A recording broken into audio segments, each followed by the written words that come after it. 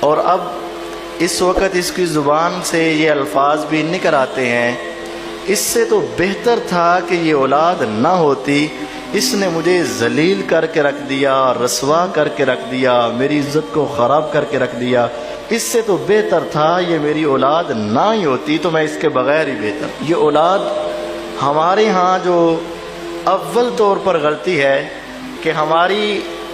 اکثر طور پر لوگوں کی باتیں صرف اللہ تعالیٰ سے دعا یہ ہوتی ہے، اللہ اولاد دے دے، اللہ اولاد دے دے، اللہ اولاد دے دے، یا پھر کہتے ہیں اللہ بیٹا دے دے، بیٹا دے دے، بیٹا دے دے۔ حالانکہ انبیاء کرام کی جو دعا ہے وہ یہ نہیں ہے، بلکہ وہ کیا کہتے تھے؟ ربی حب لی من الصالحین، ربی حب لی من لدنک ذریۃ طیبہ انک سمیع الدعاء، ربی لا تذرنی فردا وانت خیر الوارثین۔ انبیاء نے بھی اپنی نبوت و رسالت کے بعد، اللہ کے ہزارہا انعامات کے بعد اللہ تعالیٰ سے اولاد کا سوال کیا، لیکن صرف اولاد نہیں مانگی بلکہ کہا ربی حب لی من الصالحین، اے اللہ مجھے اولاد دے تو نیک عطا فرما، ربی حب لی من لدنک ذریۃ طیبہ، اے اللہ مجھے اولاد دے تو پاکیزہ اولاد دے، ربی لا تذرنی فردا وانت خیر الوارثین، اے اللہ مجھے اکیلا نہ چھوڑنا،